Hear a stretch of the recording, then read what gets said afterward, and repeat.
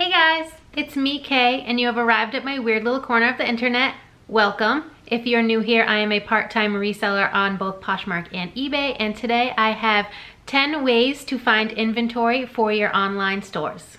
So if you're watching this video, you probably sell things online, whether that's Poshmark or eBay, or maybe you even sell locally. Sometimes it can be really hard to find inventory, especially during times like these when we're in the middle of a pandemic.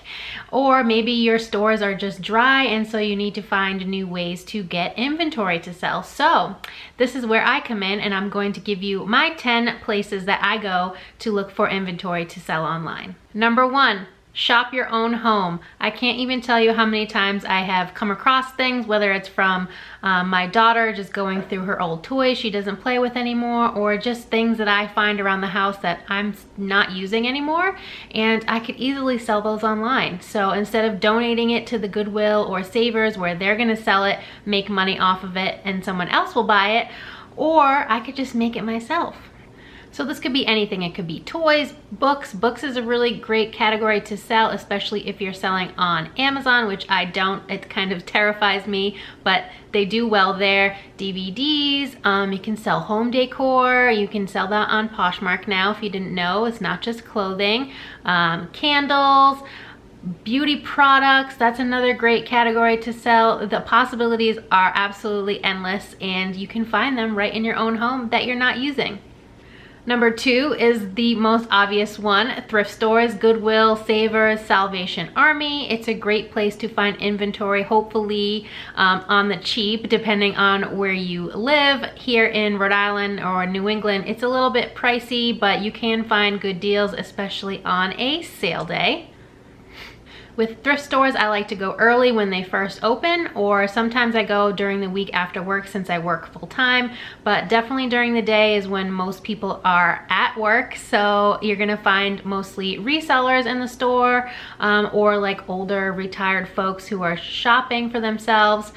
So that's a great time to get in there and look around, and you have to go often because so much inventory is turning over so quickly in those stores that you have to really be on top of it.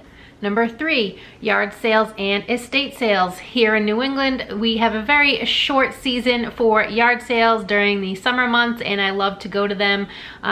It gets hard because there's so many things I want to do during the weekends when it's nice out, since we don't get that many great months of weather, and so it gets a little bit complicated. But there's the yard sale app for your phone where you can look up local yard sales in your area. You can also look them up on Craigslist, and you can look online. So estate sales especially, there is a website, I think it's estatesales.net. I will leave it in the description box below, but you can look there and browse for local estate sales in your area, and oftentimes they'll have pictures of some of the items, so you can look through those and see if there's anything that catches your eye that you might want to check out. The other great thing about yard sales is that people often either don't know what they have, so they market really low, or they're just looking to get rid of their clutter, and so it's a win-win for you. You get it cheap and at a great price, and then you can resell it and make some profit.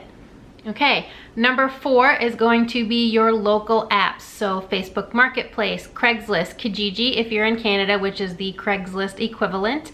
Also the Nextdoor app and or website, depending on how you want to use it. But I have found so many things on Facebook Marketplace. I don't often go to Craigslist, but I know that some people do still use that. I also had a lot of success on Nextdoor early on in the pandemic, which I've talked about in a few of the videos here on my channel. I had posted a little blurb about what I do and made sure that it was clear that I would be reselling these items, and I was looking for people who had been trying to donate items but weren't able to because the stores were closed, and I got a lot of bags of clothing to look through. A lot of it were duds that I ended up just re-donating when the stores opened, but I did find some good gems in there, and it was kind of exciting, like, you know, like a mystery unboxing, and it's really great. So I also picked up this really awesome bar cart. It was like a rattan and cane bar cart, 2 levels, and it had glass bottoms to each of the shelves, and I paid $55 for that. I really really loved it, but it just didn't fit in my new home, so I had to get rid of it. And it was the first thing that sold at my antique booth.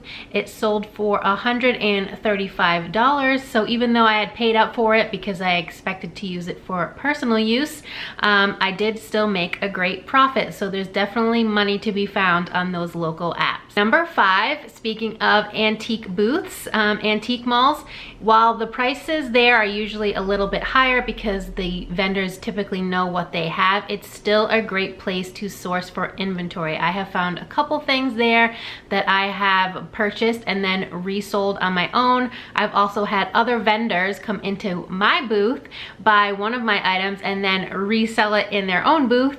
So, you know, I got my money, I'm happy, and it's off to someone else, and they made money off of it too. I also lumped in flea markets into this category because they're kind of hand in hand with antique shops. A lot of different vendors selling all kinds of housewares, clothing, collectibles, and there's definitely money to be found.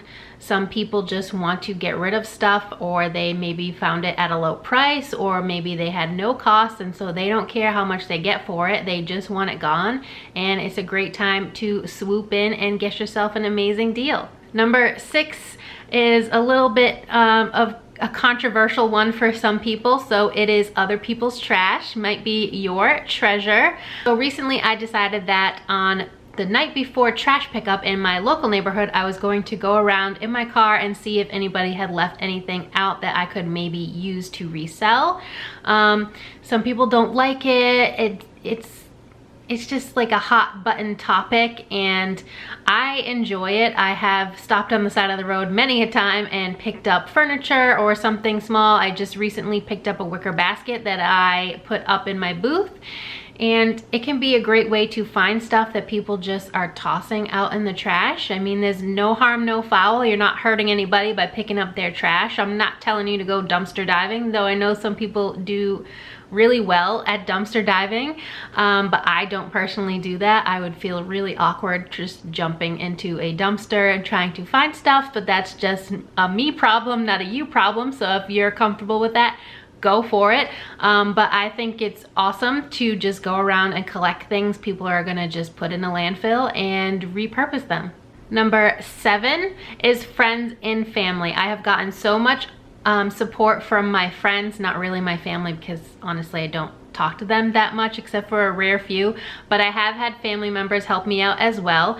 But tell people what you do. It might be scary because some people aren't into the whole reselling thing, and some people might talk down on it, blah blah blah.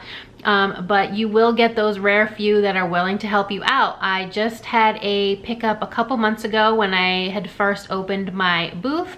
One of my reseller friends reached out to me on Instagram, and she told me she had a bunch of stuff for me to come and collect, and I offered to pay her, but she didn't want any money.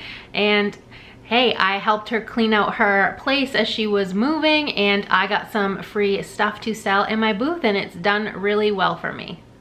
So don't be afraid to reach out to people you know, and let them know what you do. I've also had friends come to me from Facebook and seen my videos that I've posted, because I always share the links in my on my Facebook feed, and they've said, hey, I have XYZ I'm looking to get rid of. I was just gonna donate it. Would you be willing to come and get it? And I will happily go and grab free inventory at any chance that I get. Number 8 is one that I am notoriously bad at, as well as number 9, but we'll get to that in a minute. But it's online arbitrage. So this could be ThredUp, it could be any of the platforms you sell on, from Poshmark, eBay, Mercari, The RealReal, any of those online websites that you can use to buy product and then flip it online in your own store for a higher price. All right, so number 9 is retail arbitrage. So kind of the same as the previous one, online arbitrage, but now you're going to a physical store. So this could be TJ Maxx and Home Goods. I know some people have had a lot of success there. Or you could do like Walmart clearance. I know a lot of Amazon sellers that really go hard in the Walmart clearance aisles and then resell it on Amazon and make a decent profit. So there's definitely opportunities there. And number 10 is liquidation. This could be B&G Trading, Jomar. Those are the two that I really know since I haven't done liquidation myself. The upfront cost can be a little bit overwhelming for some, especially if you don't have a wholesale license, which usually means that you don't have to pay sales tax on those liquidations. But you can get pallets. I have seen half pallets as well. Sometimes it's just a large mystery box, kind of similar to what ThredUp does with their rescue boxes, which I have done a few of those videos on my channel. And that's all I have for you guys today. I hope this helped you a little bit in trying to find different ways to get inventory to sell online. And I hope your sales are going well, and I will see you in the next video. Please give this video a like if you enjoyed it and subscribe to see more in the future. Bye.